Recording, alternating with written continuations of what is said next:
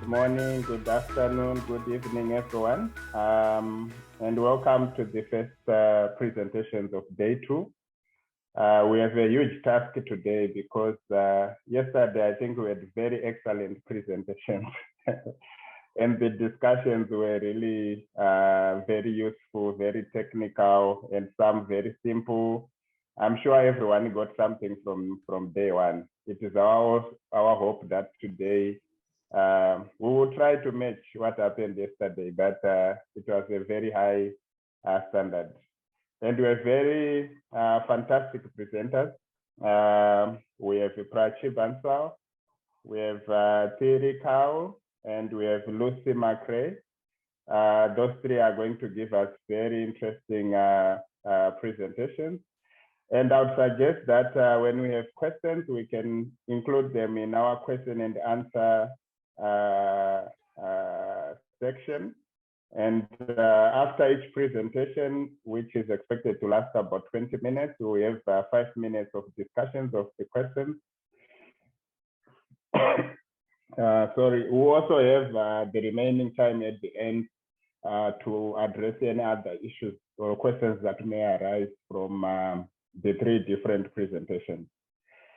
So I'd like to introduce the first presenter, Prachi Bansal, who is a PhD scholar from the Center for Informal Sector and Labor Studies, Jawaharlal Nehru University in Delhi, India. She's a development economist who works on issues related to agrarian economy, food security, labor, policies, political economy of fertilizers, and land acquisition.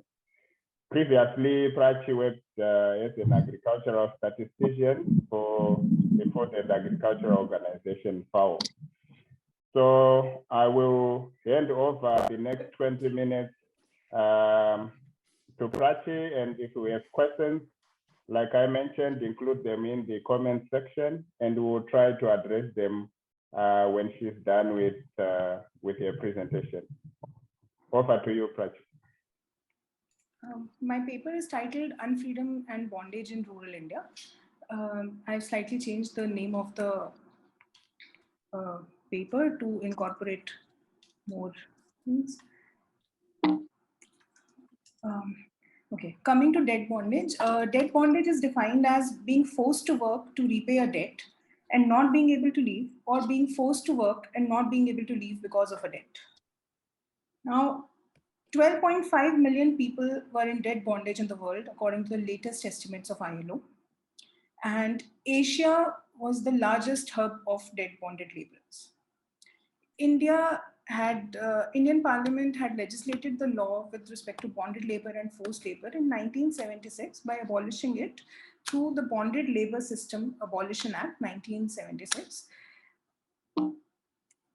Since then, we have had no official survey, no official estimates of the presence of any kind of forced labor or bonded labor in India. The only survey that had some sort of a estimate was a survey that happened 2 years after the abolition, that was in 1978. And it showed 2.6 million people were in debt bondage in agriculture. Now, this survey was limited only to 10 states and was limited only to the agriculture sector. It was conducted by an NGO. So this estimate that you see for 2.6 million is still an underestimate. Between 1997 and 2004, since no large survey came out, the responsibility was vested with the National Human Rights Commission. And they identified another 0.28 million bonded laborers. And almost all states had reported the prevalence of bonded labor during this time. Now, I would like to discuss the modern forms of debt bondage that exist in India. Before that, the survey of 1978 showed that the average duration for a bonded worker in agriculture was around 6.4 years. Now, since no national survey has happened, but there are a lot of primary studies which show that there is a considerable fall in the average duration of bondage. In the paper for this project, I have reviewed many different forms of bondage that exist in India in agriculture and non-agriculture sector. But here, just to briefly tell you, now the more prevalent forms of bondage that exist is the short-term bondage. The main features of this kind of short-term bondage is that the laborer is bonded for a fixed period of time, ranging from as little as 3 months to 1 year. He or she is generally advanced a loan before the work begins. The right to change the employer during the period of employment is forfeited. The worker works to pay off the debt and is rendered free once the debt is cleared. And generally, the worker enters into this contract voluntarily. Now, the duration for these contracts is designed to be short by the employer. And why is this so? Because there's seasonal nature of work in industry and agriculture. The employers don't want to hire the workers full time. They want to save the cost of hiring the workers full time. The second and more important reason is that long-term bonded labor contracts are more susceptible to be checked and caught, whereas short-term contracts can be concealed in a better manner. There are social factors that prevent the workers from breaking away from the system of bonded labor, which have over time weakened. Now the workers have access to some form of precarious work in the informal sector, which allows the members of their family to pay back the debt and break free from bondage. Now these contracts, these short-term bonded labor contracts can be seen in brick kilns, garment factories, carpet factories, stone quarries, and even in domestic work. In rural areas. So these forms of bondage are thriving in capitalist economies and are a form of precarity that workers have to endure because of three main problems: that there is lack of decent employment opportunities in India, there is a failure of state to provide basic minimum employment and social protection to workers, and deregulation of labor markets under neoliberalism, and that has worsened in the last 4 or 5 years. And now I would like to introduce the conceptual framework with which I would be working for my primary survey data. This framework, the concept is unfreedom.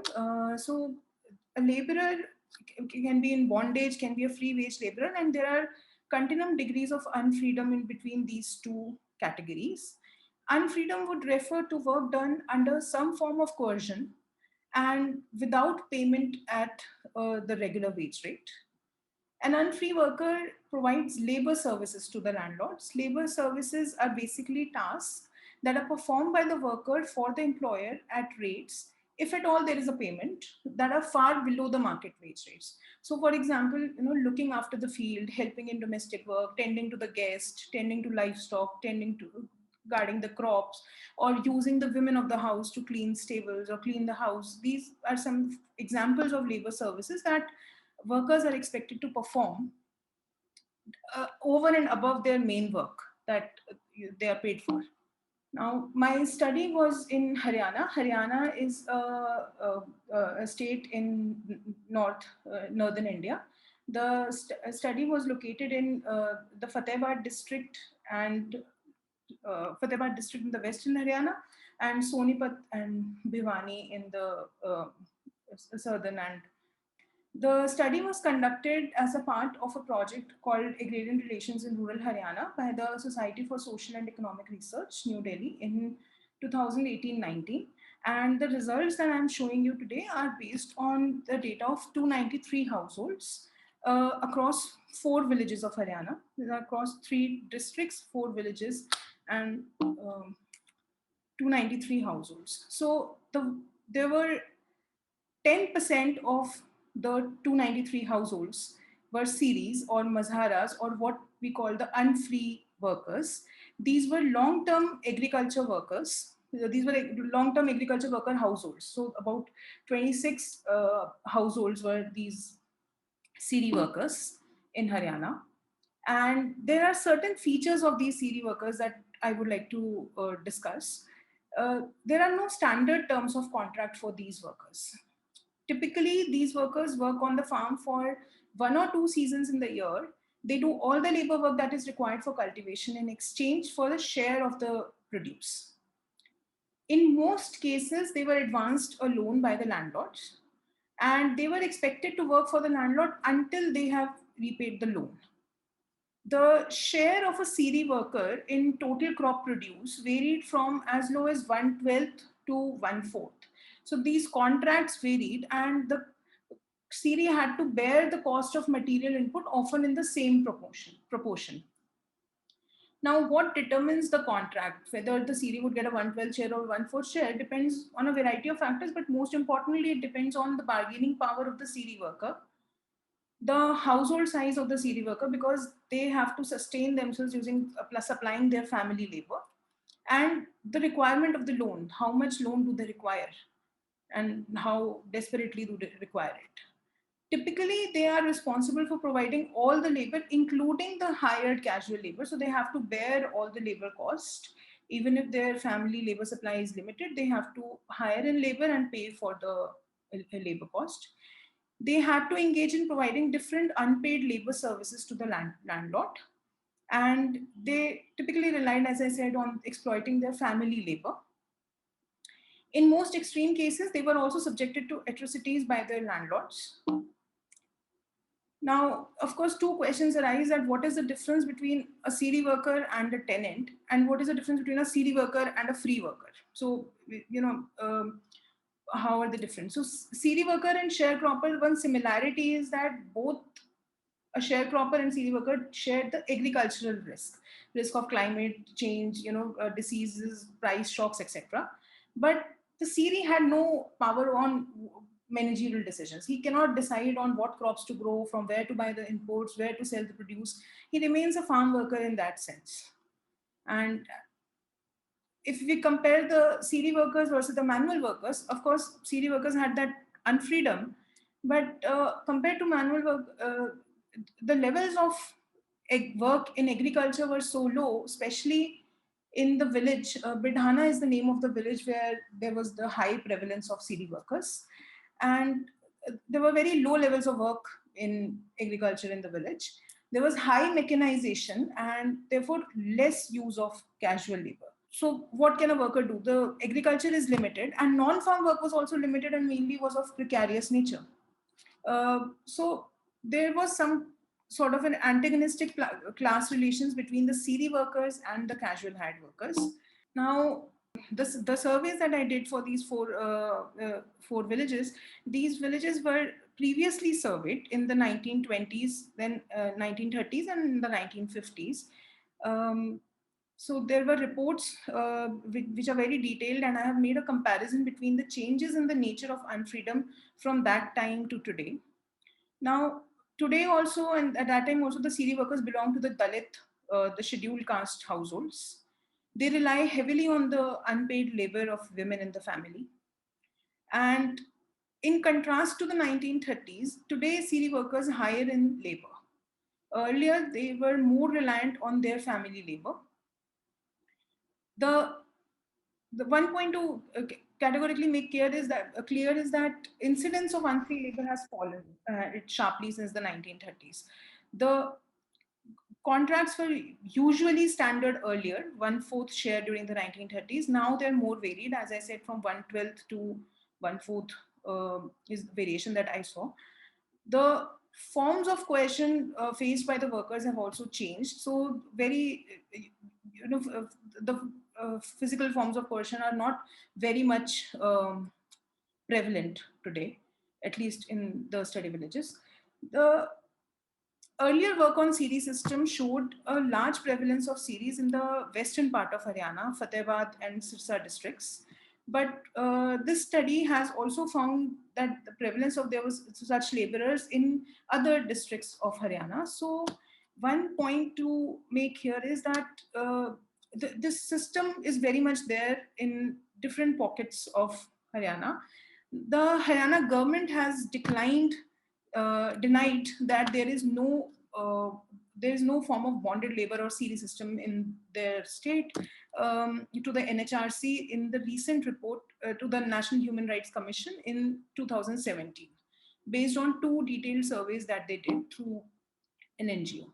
The Pidhana village was surveyed by my project supervisor, Professor Vikas Rawal, And in 2003-4, and this survey again happened in 2018-19. During 2003-4, a very detailed study came out on what are the features of these CD workers.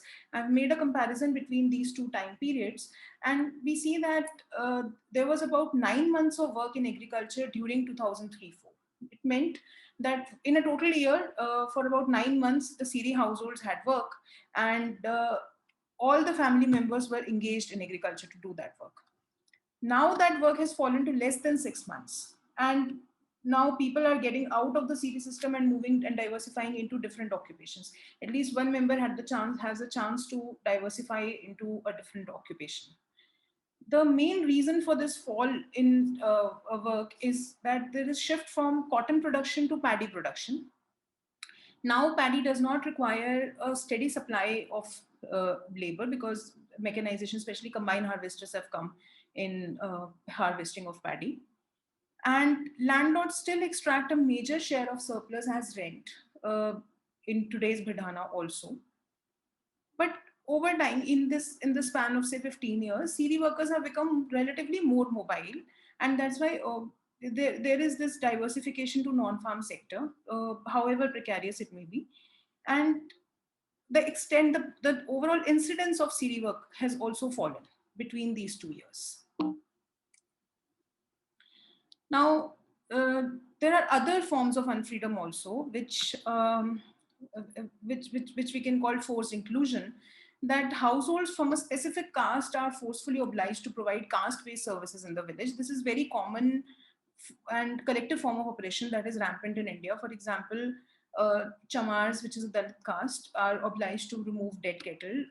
Dhobis are required to wash clothes of a woman after delivery, and there are other services, that caste-based services, that are there, which also constitute very much a part of the different forms of unfreedom that are there.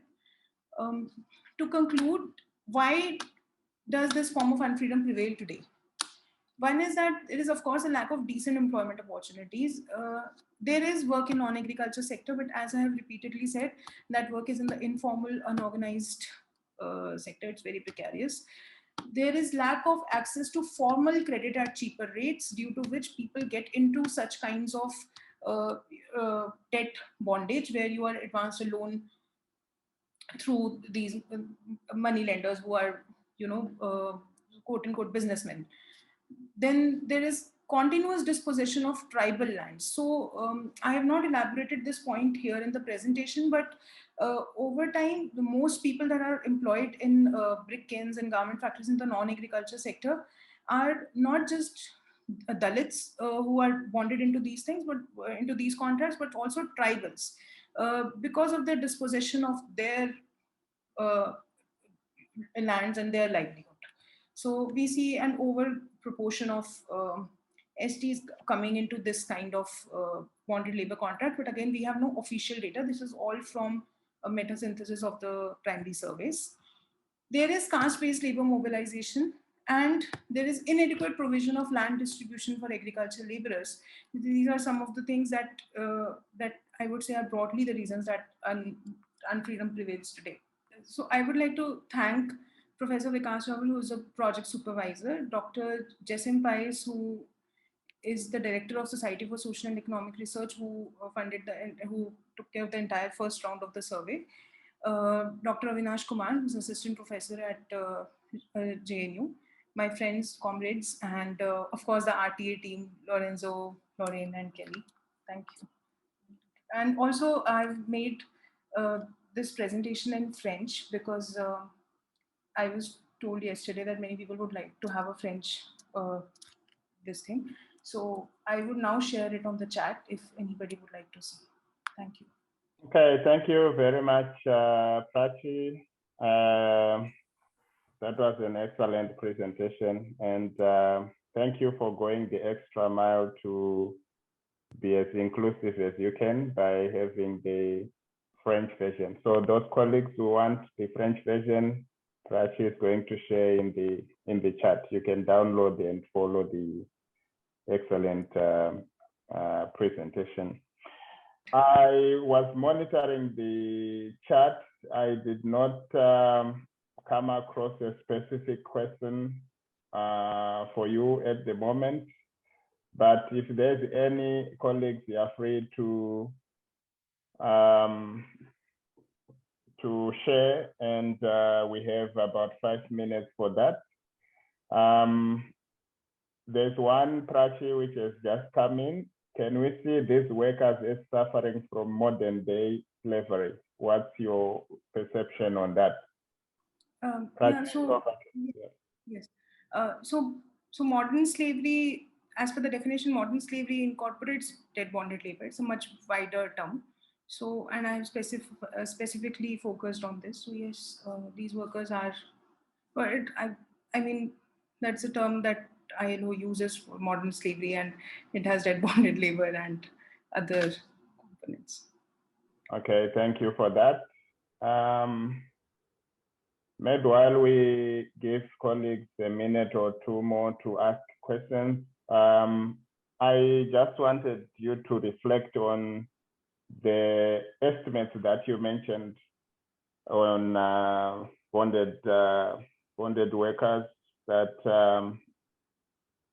we had numbers from 1978, we had numbers from 1997 to 2004. What would be your projection to the current situation? Do you think these numbers are going down based on different efforts that are happening around India and the globe, or they are going down, since we do not seem to have any recent estimates from the past 16 to 18 years? What's your perception on that? I think, Finn, there are two things. The earlier forms of bondage that you had, people bonded for 3 years, 2 years, that kind, as I said, has certainly declined. So that survey captured that kind of workers. So I'm sure that 2.6 million must have fallen over time. But the modern forms of this contemporary bondage that I shared, the bondage that you see in brick kilns and garment factories, and even in agriculture in some parts of India. And after COVID, I think that may have increased. We have, again, no way to estimate it, but I think those short-term contracts have increased over time. They have increased significantly after the liberalization in India. And that point yesterday, Natalie's presentation also showed in India, in context of India, that child labor has increased if you see certain data, after 1991. So I think that may be the case, but again, there's no official estimate. Thank you very much. We have two more questions for you that are in the chat. The first one is asking you to elaborate on the meaning of city workers in labor and who is buying labor in this. The second one is, so the capitalism and neo-capitalism exploiting as usual. So what is the neo-social justice to poor and vulnerable based on your research? So there are two questions. The first one is coming from your namesake, Prachi Paliwal. Maybe you can answer that and then go to the next one from Nemao. I'm not understanding it, but maybe you will get it and you respond to that as well. You have 2 minutes. Yes. Prachi, I didn't really get your question. City workers buy in labor. I think you may have picked up on a typo in my presentation, but Siri workers, the landlords, there are peasants and rich peasants and landlords who employ such workers. So they are I would not say buyers, they are the employers of such workers. And to answer Nimal's question, what would be the way to help the poor and vulnerable? Yes, of course, you should increase employment opportunities in India, which are not just informal employment opportunities. As I said, land reforms is one policy measure which is forgotten, but yes, that's because to agriculture workers like these, it can be tremendously helpful. So these two measures, of course, on top of my head. Okay. All right. Thank you. It's not just questions. You also have positive comments. Excellent presentation around the topic from Mestiri. It was pretty insightful, Prachi D. Thank you so much from Pushpika. So colleagues, really appreciate your presentation. There are two more questions, but on account of time, I will share off this for the last couple of minutes that you have after the two presentations. So Fernanda and Mestiri, we will come back to your questions. Just remind me if we pretend to forget towards the end of this session.